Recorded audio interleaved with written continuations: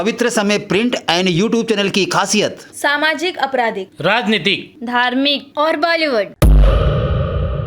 पवित्र समय न्यूज के दर्शकों को कीर्ति रविदास का नमस्कार। दर्शकों, सरकार द्वारा जारी निर्देशों का पालन करते हुए आपके आसपास या जान पहचान वालों को जागरूक करें। वैक्सीन को लेकर चल रही अफवाहों पर ध्यान न देकर वैक्सीन लगवाने के लिए अपने नजदीकी वैक्सीन सेंटर में जाने की सलाह दें और साथ ही मास्क, सैनिटाइजर और सोशल डिस्टेंसिंग का पालन करें। आप सुरक्षित तो घर सुरक्षित तो समाज सुरक्षित, और जब तीनों सुरक्षित तो हमारा देश सुरक्षित। पवित्र समय के दर्शकों को विशुद्धि तारीख का नमस्कार। दर्शकों, आज हम माता आदि शक्ति, नव दुर्गा, नव रूप के बारे में आध्यात्मिक गुरु पंडित ज्योतिषाचार्य रमेश चंद्र तिवारी से जानते हैं। पंडित जी, पवित्र समय न्यूज में आपका स्वागत है। माता आदि शक्ति, नव दुर्गा के महत्व के बारे में बताइए। सभी धर्मानुरागी भक्तों को कोटि से धन्यवाद। आपके सवाल के बारे में, भगवती के जो नव रूप के बारे में आपने पूछा है, बहुत ही उत्तम, बहुत ही महत्वपूर्ण है, क्योंकि अभी नवरात्रि का समय आने वाला है। भगवती के नव स्वरूप की जो वंदना की गई है वह अध्यात्म की दृष्टि से बहुत ही महत्वपूर्ण और भक्तों के लिए कल्याणकारी है। भगवती के प्रथम स्वरूप, प्रथम शैलपुत्री, प्रथम स्वरूप यह है जो शैलपुत्री के नाम से प्रख्यात हैं। जो भगवती शैलपुत्री और इनकी वंदना करके प्रथम दिन की उपासना लोग करते हैं। शैलपुत्री जो शैल पर्वत की पुत्री हैं, उनके नाम से यह जाना जाता है। और इनकी वंदना और पूजा विशेष रूप से प्रथम दिन बहुत ही महत्वपूर्ण है। और इन्हीं के दूसरे स्वरूप का नव दुर्गा जो है, प्रथम शैलपुत्री और दूसरी है ब्रह्मचारिणी। दूसरी इनकी है ब्रह्मचारिणी का स्वरूप, जो सदैव ब्रह्मत्व को प्राप्त करके समस्त भक्तों को कल्याण करने का आशीर्वाद प्रदान करती हैं। और तीसरा है प्रथमम शैलपुत्री च, द्वितीयम ब्रह्मचारिणी, तृतीयम चंद्रघंटेति और कुसमांडेति चतुर्थकम। फिर कहा पांचवा क्या है? कहा पंचम स्कंदमातेति, षष्ठम कात्यायनीति च। छठा है कात्यायनी। पर पांचवें दिन जैसे नवरात्रि का पर्व हो, उस समय भगवती के पांचवें स्वरूप की विशेष वंदना की जाती है। पांचवें स्वरूप में बिलवती की स्थापना की जाती है। बिलवती माने बेल वृक्ष की आमंत्रण दिया जाता है भगवान शिव के स्वरूप का। शिव अर्थात बेल के वृक्ष में भगवान शिव सदैव निवास करते हैं। और पांचवें दिन हम बेल वृक्ष को आमंत्रित करते हैं कि हम आपको कल प्रातःकालीन ब्रह्म बेला में लेने के लिए आएंगे।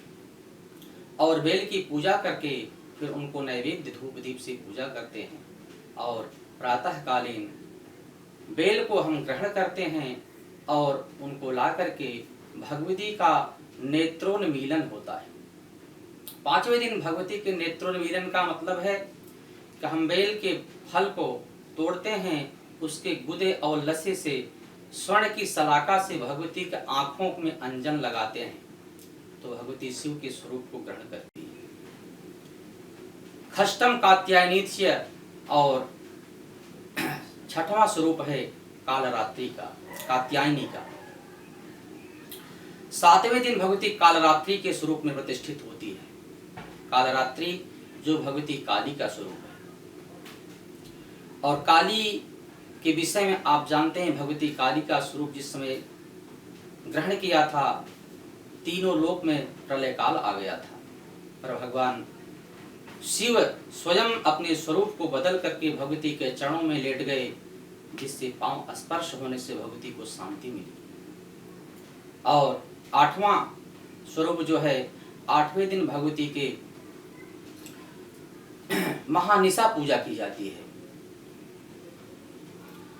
तो कहा प्रथमम शैलपुत्री च, द्वितीयम ब्रह्मचारिणी और तृतीयम चंद्रघंटेति कुसमांडेति चतुर्थकम, पंचमम स्कंदमातेति और षष्ठम कात्यायनीति च, सप्तमम कालरात्रिति महागौरीति चाष्टमम। फिर आठवां स्वरूप क्या हुआ? महागौरी का स्वरूप हुआ।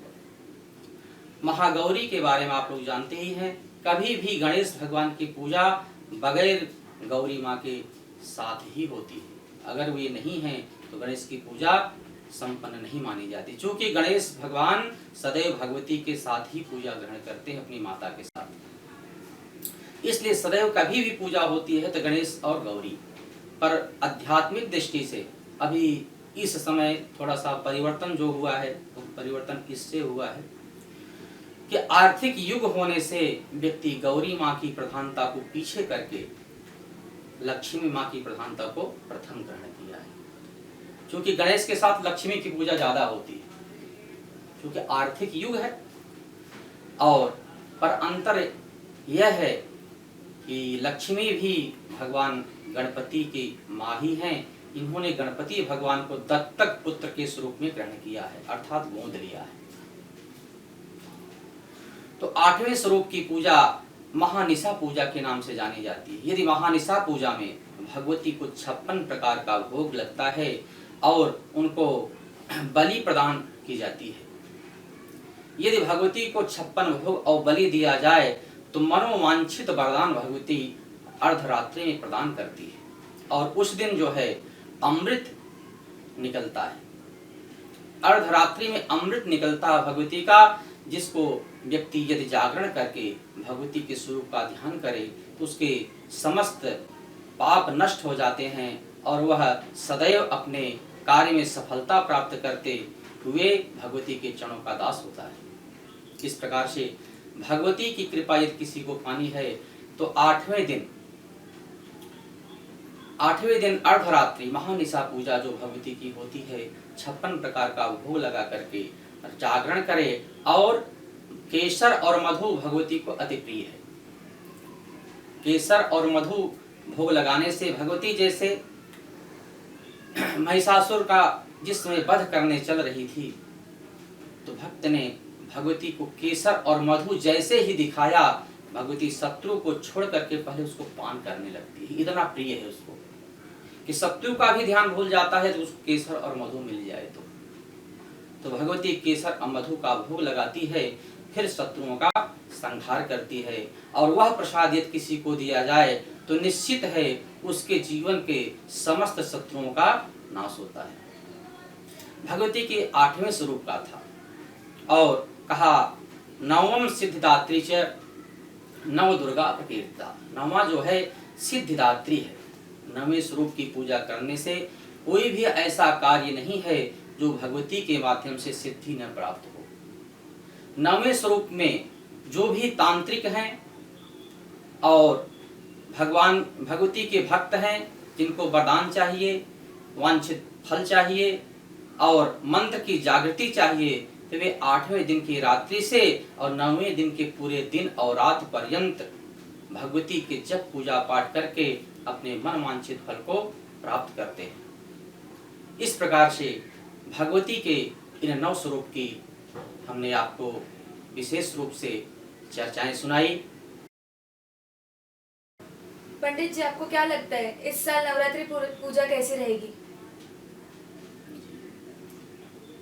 भक्तों, इस बार शारदीय नवरात्र विशेष रूप से 7 अक्टूबर को प्रारंभ होने वाला है और गुरुवार दिन है। बृहस्पतिवार के दिन शारदीय नवरात्र का आरंभ, अर्थात गुरु की कृपा। गुरु की कृपा के साथ यदि भगवती जब आती है तो वह संकट को दूर करने के लिए, जगत का कल्याण करने के लिए और राज्य को पुनः स्थापित किए हुए जो भी विघ्न हैं उन सबको समन करती हुई भगवती भक्तों का कल्याण करती है। इस प्रकार से भगवती प्रथम दिन जो आ रही है बहुत ही महत्वपूर्ण है, क्योंकि बृहस्पतिवार गुरु का सम्मान करती हुई जब भगवती भक्तों के बीच में पधारती है तो उस समय अहेतु की कृपा लिए हुए बिखेरती हुई आती है और समस्त भक्तों के जीवन को सुंदर और सौंदर्य प्रदान करती है। इन्हीं कामनाओं के साथ जितने भी विघ्न और बाधाएं हैं देश के विदेश के परिवार की, उन सब को दूर करने का यह प्रथम दिवस है, प्रारंभ का दिवस है, शारदीय नवरात्र का प्रथम दिन, जो शरद ऋतु को लेकर के भगवती आ रही है। उस दिन से जगत में निश्चित है विघ्नों का विनाश होगा और धर्म की स्थापना जो हुई है उसमें निश्चित है निखार आएगी। इस प्रकार से भगवती के आने का जो भी समय है वह आगे मैं आपको बताता हूँ। भगवती प्रथम दिन जो आ रही है इसमें कैसे इनके पूजा स्थापना समय कैसे होना चाहिए वह सब दर्शकों मैं आपको संक्षिप्त में बताता हूँ। क्योंकि प्रथम दिवस जो है प्रतिपदा में भगवती के घट स्थापन की विधि की जाती है। सभी दर्शक जानते होंगे घट स्थापना हमेशा करते ही हैं, पर यदि किसी को नहीं मालूम है तो उसके विषय में हम छोटे समय में थोड़ा सा बताने का प्रयास करते हैं। घट स्थापना प्रथम दिवस प्रातःकालीन सुबह 4 बजे से प्रारंभ हो रहा है। प्रातःकालीन ब्रह्म मुहूर्त में 4 बजे से प्रतिपदा में घट स्थापन का विधान है।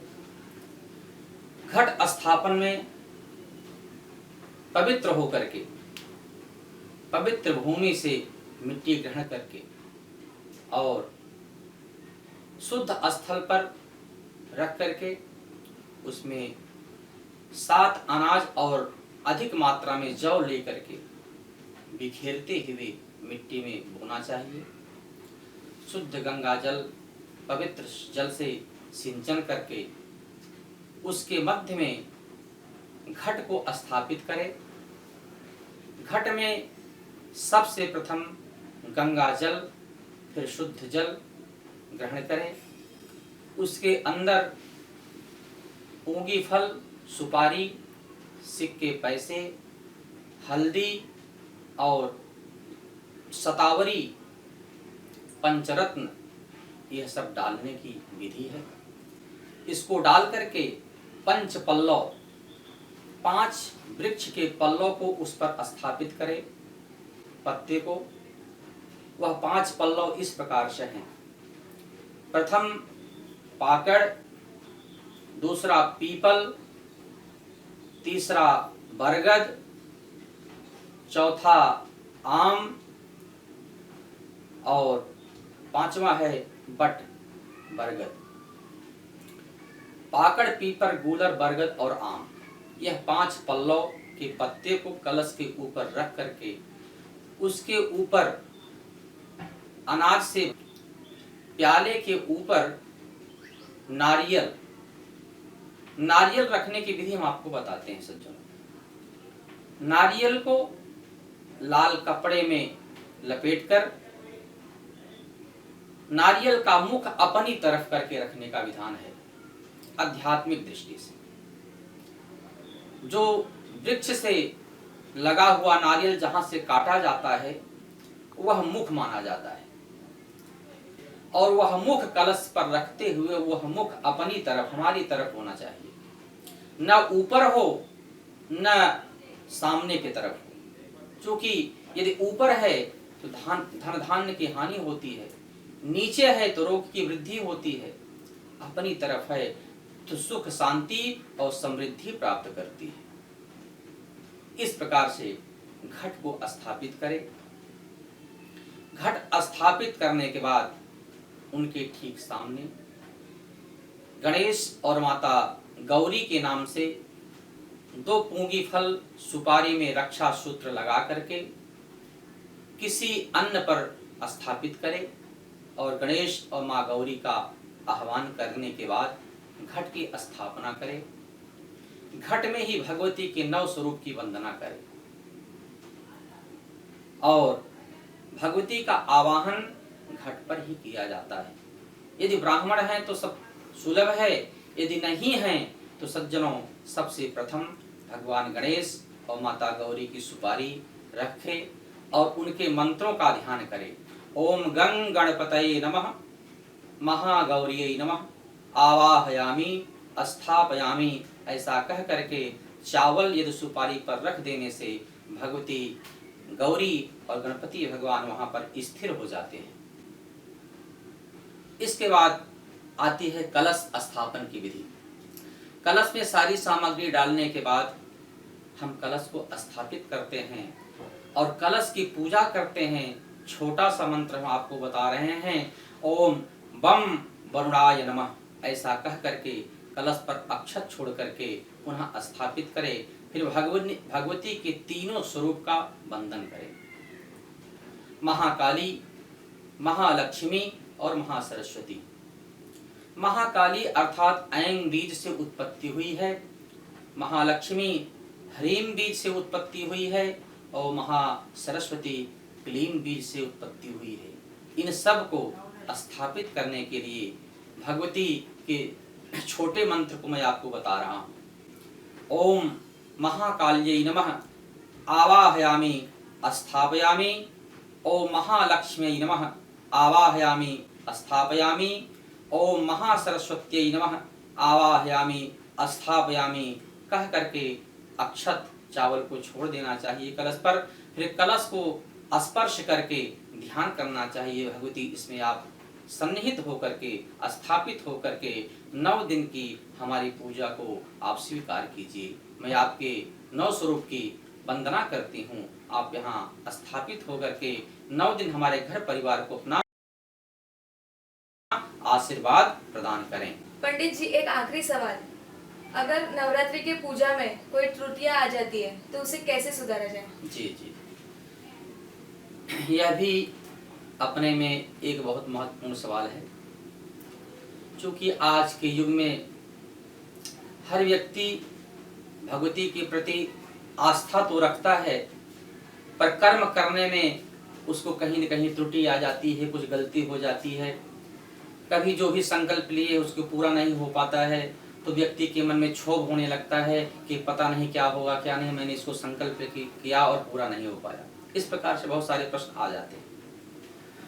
तो भगवती की पूजा में यदि कहीं से कोई त्रुटि आती है तो उसके लिए कई प्रकार की विधाएं बताई गई है। जैसे यदि आपको व्रत करना है, उपवास करना है, आप पहले करती थी, बीच में छूट गया, अभी फिर से उठाना है, तो लोग कह देते हैं कि नहीं उठाना चाहिए, छूटा हुआ व्रत नहीं लिया जाता।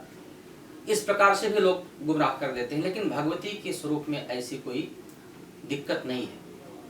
भगवती की पूजा और व्रत करने में सावधानी क्या होनी चाहिए? सबसे प्रथम तो शुद्धता का विशेष ध्यान होना चाहिए। घर की, परिवार की और स्वयं अपनी शुद्धता और सफाई। क्योंकि घट स्थापन यदि जब हो जाता है तो घट स्थापन में महत्वपूर्ण तो यह है, भगवती का मेन होता है कलश, लेकिन कलश में जो है 33 कोटि देवताओं का आह्वान हम करते हैं। कहा जाता है कलशस्य मुखे विष्णु, कलश के मुख में भगवान विष्णु का निवास होता है। कंठे रुद्रः समाश्रितः, कंठ में भगवान शिव का निवास होता है। और मूले तस्य स्थितो ब्रह्मा, सबसे नीचे मूल भाग में भगवान ब्रह्मा का निवास होता है। तो ब्रह्मा, विष्णु और शिव, ये 3 शक्ति जब उसमें समाहित हो गए तो फिर कहा जाता है कुच्छौ तु सागराः सर्वे, 7 समुद्र जो अपने यहाँ हैं उन सबको मंत्रों के द्वारा हम उसमें कलश में समाहित करते हैं और तीनों शक्तियों को समाहित करते हैं। इसलिए कलश की महत्वता विशेष होती है। शुद्धता, सफाई और आचरण में सदैव भक्ति भाव रखना, यह भगवती का परम स्नेह है। कलश बिठाने मात्र से रात्रि में जागरण करना, पूजा पाठ करना, समय से उनको भोग लगाना, आरती करना और अपने सारी शरीर की शुद्धि, परिवार की शुद्धि, हर प्रकार से शुद्धता की विशेष ध्यान देना, यही भगवती की विशेष नवरात्रि की 9 दिन की पूजा है। 9 दिन की परीक्षा भगवती की वही है कि आपने कितने शुद्धता से भगवती को, कितने भाव से अर्पण किया। यदि किसी प्रकार से त्रुटि हो जाती है तो अंत में हम क्षमा मांगते हैं भगवती से कि हे भगवती, कुपुत्रो जायेत क्वचितक कुमाता न भवति। हम आपके पुत्र के स्वरूप में हैं भगवती, और गलती किससे होती है, त्रुटि किससे होती है? पुत्र से ही होती है, परिवार से ही होती है। तो पुत्र भले ही गलती कर जाए पर माँ कभी गलत नहीं मानती और माँ से गलती नहीं होती। कुपुत्रो जायेत क्वचितक कुमाता न भवति। पुत्र भले ही कुपुत्र हो पर भगवती अपने ममता को कभी छोड़ती नहीं है। और कहीं से कोई गलती हो जाती है तो हम अंत में क्षमा मांगते हैं भगवती से कि हे भगवती, अपराध सहस्राणी, मैंने 9 दिन में, सहस्राणी माने 1000 अपराध हमसे हो सकते हैं भगवती, हुए होंगे, पर मुझे ज्ञान नहीं है। अपराध सहस्राणी और क्रियन्ते, मैंने कर चुके हैं भगवती, ये हमको ऐसा आभास हो रहा है। अपराध सहस्राणी क्रियन्ते हमने समया और दासो यमिति माम मत्वा, पर भगवती मैं आपका दास हूँ, आपका भक्त हूँ, आपका पुत्र परिवार हूँ, हमें क्षमा कीजिए और जो भी अपराध हमसे हुए हों भगवती उसे क्षमा कीजिए और अपनी कृपा हमारे घर में, परिवार में प्रदान कीजिए। यदि किसी प्रकार से आपने किसी व्रत का संकल्प लिया है, भगवती के प्रति पूरा नहीं हुआ है, तो उस समय नवरात्रि में पुनः आप उसको सुना दीजिए, भगवती हमने यह संकल्प लिया है और हमसे पूरा नहीं हो पाया है, अब मैं अगले समय में इसको पूरा करूंगी। तो भगवती तुरंत आपको आशीर्वाद प्रदान करती है और समस्त विघ्न बाधाओं के आपके हरण करती है और सद्य अपने आशीर्वाद से प्रफुल्लित करती है। बोलिए अम्बे मातो की जय। पंडित जी, आपका बहुत बहुत धन्यवाद कि आपने आपका कीमती वक्त हमें दिया। ऐसी और धार्मिक खबरों के लिए बने रहिए पवित्र समय न्यूज के साथ।